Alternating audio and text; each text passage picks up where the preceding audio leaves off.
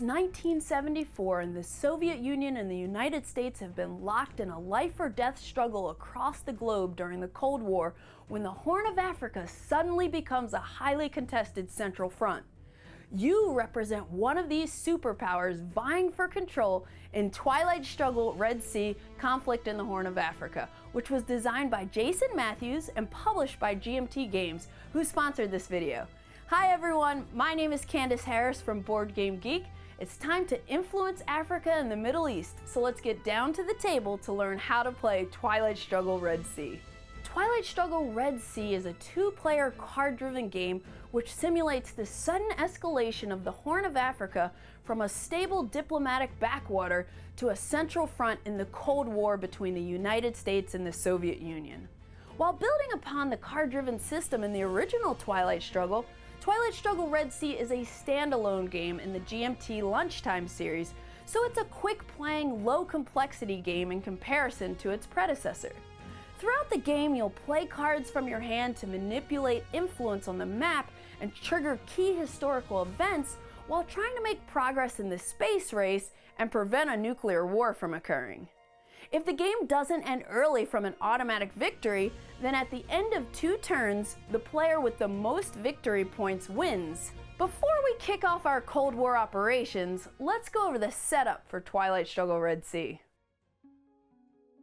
To begin setup, place the game board in the center of the table between both players. Then decide who will play as the US and give that player the blue die and the blue influence markers. Then give the Soviet player the red die and the red influence markers. Both players should place their starting influence on the indicated spaces on the game board. The Soviet player places 1 influence in Somalia and 1 in South Yemen, and the US player places 1 influence in Ethiopia and 1 in Saudi Arabia. Set the late war cards off to the side for now. From the mid-war cards, find the Romanian Autonomy card and place it face up in front of the US player. Shuffle the remaining mid-war cards, deal each player 9 cards, and then place the remaining mid-war cards near the game board as a draw pile. Finally, place the various game markers on the board. Place the space race markers in the start box of the space race track. Place the military operations markers on space 0 of the military operations track. Place the turn marker on the first space of the turn record track. Place the DEFCON marker on level 4 of the DEFCON Status track. And lastly, place the VP marker either side up on space 0 of the victory point track. Now you're ready to vie for control in the Horn of Africa.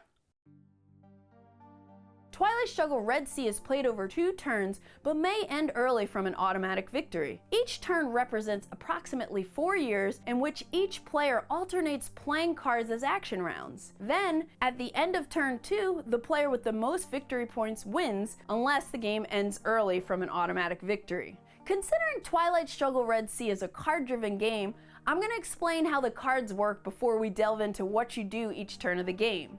Most cards are event cards, but there are also 2 special scoring cards. Each event card has an operations point value, referred to as an ops value, in a star which is colored to show which superpower it's associated with. Either red indicating it's a Soviet event card, white indicating it's a US event card, or a split white and red star indicating it's associated with both sides. The banner at the top of the card tells you if it's a mid-war or late war card, and there's an event title and event text. Some event titles have an asterisk with a reminder in red text that the card is removed from the game if it's used as an event. If the event title is underlined, you'll place the card face up beside the game board until the event is canceled or the game ends. Also, each card has a unique card ID which you can use to look up the historical background of the cards in the background booklet. Each turn has a sequence of phases that you'll play through, starting with Phase A, where you'll improve the DEFCON status. This phase is skipped on the first turn of the game, but after turn 1, if the DEFCON level is lower than 5, you'll simply add 1 to the DEFCON status, shifting it towards peace. Next, in the deal cards phase, each player fills their hand to 9 cards. During setup, each player received 9 cards from the mid-war deck. At the beginning of turn 2, the remaining mid-war cards in the draw pile are shuffled with the late war cards, and players are dealt cards until they each have 9 cards. However, the Romanian Autonomy card does not count towards your hand size. After both players have their 9 cards in hand, you'll move on to the headline phase, where each player secretly selects one card from their hand as their headline event, and then both players reveal the card they picked simultaneously. Then you'll trigger the events on the cards, starting with the higher ops value. If both cards have the same ops value, the US player's event occurs first. Scoring cards may be played during the headline phase, however, they are considered to have an ops value of 0 and are always resolved second. Both players must play a headline event, regardless whether the event helps them or their opponent. And if you do play your opponent's event during this phase, your opponent resolves the event as if they played the card themselves. Also, the Romanian Autonomy card may not be played during the headline phase. Next, you'll start the action rounds phase. There are 7 action rounds, and players alternate playing 1 card per action round, starting with the Soviet player, unless an event was played during the headline phase, which allows the US player to start. Use the action round marker and track to keep track of whose turn it is. On your turn, you can play a card for its ops value to perform one of the 3 operations. You can play a card for the event, or a scoring card to score a region, or you can play a card to the space race once per turn. In any case, after playing and resolving a card, you'll either discard it or remove it from the game in the case of some events. When you play a card for its ops value, you can choose to place influence markers, attempt a coup, or make a realignment roll. Regardless of which operation you choose, you must use all ops on a card for a single operation. Before I explain how each of these operations works, let's take a closer look at the board so I can explain the map and how control works. The map is divided into 2 regions, Africa and the Middle East. The countries within a region share a map color, yellow for countries in the Africa region and blue for countries in the Middle East, with Egypt being part of both regions. Each country has a stability number representing the country's overall stability, independence, and power. Ethiopia also has a modified stability number, which comes into play when the Derg event is played. Most country names are shown with their regional background color, but battleground countries have a purple banner. Ethiopia and Somalia are flashpoint countries, as indicated by this lightning bolt icon. Battleground and flashpoint countries work the same as normal countries, but they have special rules for a few actions and game effects. Countries are connected via the brown and red dashed lines on the map, and a country is considered adjacent to all other countries it's connected to. There's also a strategic sea lane space on the board, which is not a country and also has special rules for a few game effects. Each country on the map is considered either controlled by one of the players or uncontrolled. A country is considered controlled by a player if the player's influence in the country is greater than or equal to the country's stability number, and it exceeds their opponent's influence in that country by at least the country's stability number. Here, you can see the US player controls Kenya, since they have 2 influence, which is equal to Kenya's stability number. And here, the Soviet player controls Somalia because their influence exceeds Somalia's stability number, and even though the US has influence here, the Soviet player's influence is 2 higher than them. But this space is uncontrolled, since neither player exceeds their opponent's influence by at least the stability number, even though both players' influence is greater than or equal to the country's stability number. When placing influence in a country, influence markers are placed one at a time and must be added to or placed adjacent to friendly markers that were in place at the start of the active player's action round.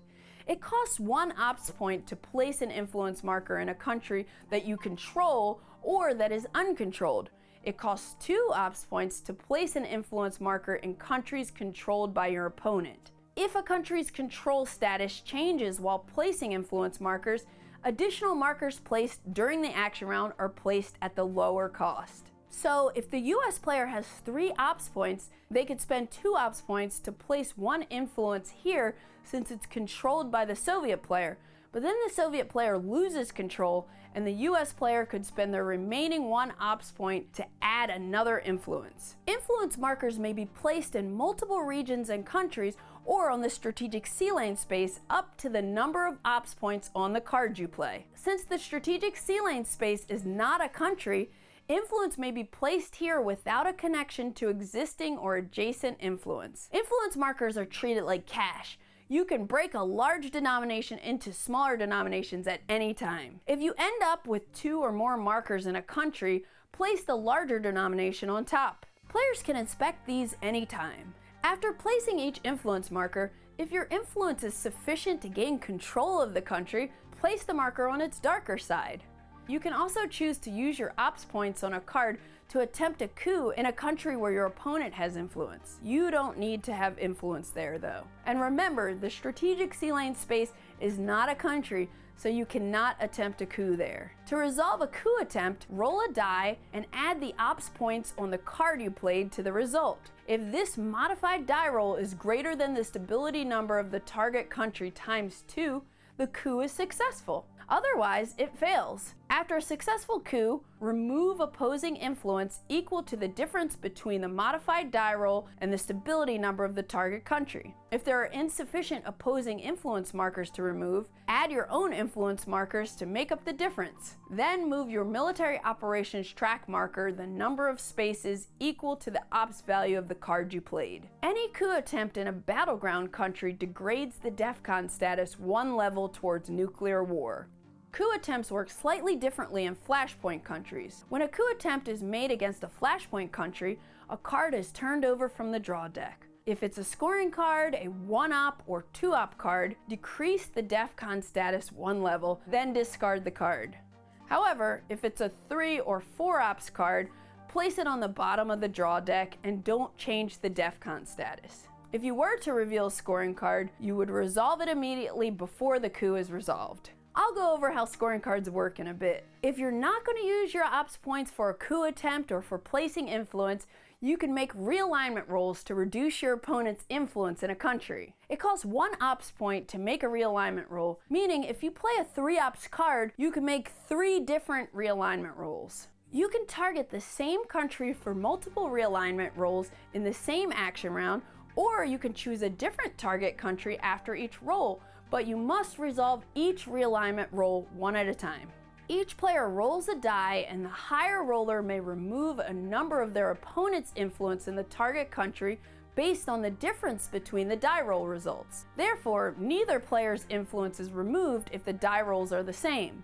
Each player modifies their die roll by +1 for each adjacent country they control, and +1 if they have more influence in the target country than their opponent. Realignment rolls are only for removing influence in a country. No influence can be added from this operation, and realignment rolls can never be conducted against the strategic sea lane space. All 3 operations, realignment rolls, coup attempts, and placing influence markers, are nicely summarized on the game board for quick reference. Your hand of cards can be a mix of your own events, neutral events, and your opponent's events. And if the card has an event associated with your opponent when you play a card for its ops value, the event triggers, but you can choose when it happens, either before or after your operation. This is something very important to factor into your strategy as you play Twilight Struggle Red Sea. If a card event is associated with your own superpower or associated with both superpowers, you can play the card as an event and resolve it as directed by the card's text. If an event title is underlined, it means it's a permanent event and the effects last for the duration of the game. When these cards are played as events, place them beside the map or place their markers on the turn track or elsewhere on the board as a reminder of their ongoing effects. Event cards with an asterisk in the title are removed from the game when the event is used. Some event cards modify the operations value of cards that follow. These modifiers are cumulative and can modify the Romanian Autonomy card.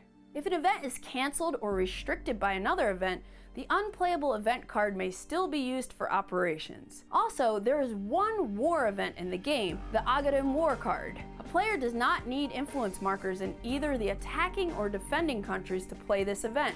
When you play the Agadim War event, even if no influence is at risk, the US player still receives the required military operations, and if successful, victory points. The Romanian Autonomy card is a special event card which is never in your hand, but it can be played as an action round like other cards in your hand. When you play it, immediately hand it to your opponent face down since they won't be able to play it until the next turn.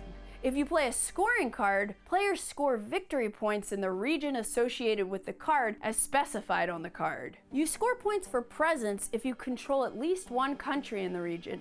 If you control more non-battleground and battleground countries in a region than your opponent, and at least one of each type, you'll score points for domination. And if you control more countries in a region than your opponent, and you control all of the battleground countries in the region, you'll score points for control.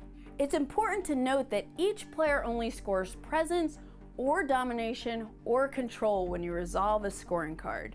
You only score one of them. So if you have domination, you do not also score presence. You only score points for domination. You'll also score a point for each battleground country you control, and additional points for strategic sea lanes. If you control the strategic sea lane space, your scoring card points are doubled. And if the strategic sea lane space is uncontrolled, the player with the most influence scores an additional point. You'll total up the points for both sides and update the victory point track by the difference between the players' scores.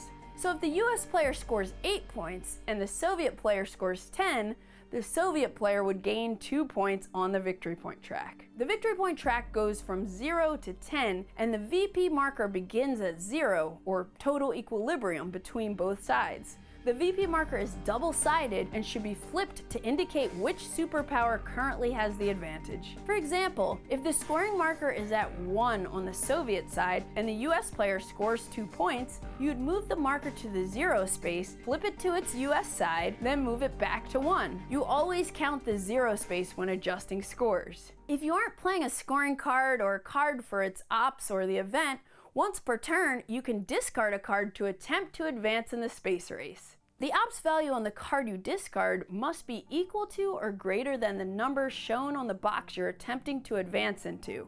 You'll roll a die, and if the resulting number falls within the range on the target box, move your marker to the new box. The special abilities on these 2 boxes are granted only to the first player to reach the space, and its effects are immediately canceled when the second player reaches that box. The first player to reach this space gains 2 points, and the second player to reach it gains 1 point. When a card is used for the space race, the event does not occur, and the card is placed in the discard pile. This is a great way to get rid of one of your opponent's nasty event cards in your hand. But remember, you can only attempt to advance on the space race track once per round. If a player reaches the final box in the space race, they cannot play any more cards in the space race for the remainder of the game. After 7 action rounds have been completed, you'll check military operations. This is the track you advance on after coup attempts and war events. The number of required military operations is equal to the current DEFCON status. If you carry out insufficient military operations, your opponent gains 1 victory point per unplayed military operations point. If either player is penalized victory points, update the victory points track accordingly. The reveal held card phase is next. You're never allowed to hold a scoring card in your hand at the end of a turn, so during tournament and competitive play, both players reveal the bottom edge of any held cards to their opponent to prove they aren't holding scoring cards. If you're holding a scoring card, you automatically lose the game. Then, if the Romanian Autonomy card was passed face down during the turn, flip it face up. Finally, move the turn marker to the next turn, and if that was the end of turn 2, then you'll move on to final scoring. There are 3 ways Twilight Struggle Red Sea can end early from an automatic victory. If a player reaches 10 victory points, the game ends immediately and that player wins. However, if a player reaches 10 points during the check military operations phase, you'll still reveal any held cards before declaring them the winner. Because remember, if any player is holding a scoring card, they lose the game. Another way the game can end with an automatic victory is when the Africa scoring card is played and a player controls more countries in Africa than their opponent and controls both flashpoint countries. And then there's always a chance a nuclear war is triggered by the DEFCON level reaching level 1. In that case, the phasing player, or the player whose action round it is when the nuclear war occurs, loses the game and the other player wins. Otherwise, the game ends at the end of turn 2, and you'll go through final scoring to determine the winner. First, score each region, but don't apply the strategic sea lanes bonuses, and there's no automatic victory from scoring in Africa. When scoring both regions, remember that Egypt scores in both the Middle East and Africa. Next, the player holding the Romanian Autonomy card gains 1 point. Finally, If a player controls the strategic sea lanes, they'll score 2 points. Otherwise, if either player has more influence in the strategic sea lanes but does not control the strategic sea lanes, they'll gain 1 point. Then, whichever side has the victory point advantage wins the game. If the VP marker is on 0, the game ends in a draw. And that's how you play Twilight Struggle Red Sea. There are also rules for playing solo as well as other variants, which I'll leave you to discover on your own. Twilight Struggle Red Sea does a tremendous job at capturing the tension and tough hand management decisions found in the original Twilight Struggle. It's very accessible and therefore an excellent way to introduce new players to the Twilight Struggle system. Once you know how to play Twilight Struggle Red Sea, you also know how to play Twilight Struggle, which is a huge bonus. Also, since it can be played in less than an hour, you can play multiple games in a single evening, which is awesome. If Twilight Struggle Red Sea looks like a game you'd enjoy, be sure to check out its page on Board Game Geek or the GMT Games website to learn more. I'm Candace Harris from Board Game Geek, and that is how you play Twilight Struggle Red Sea. Have a wonderful day.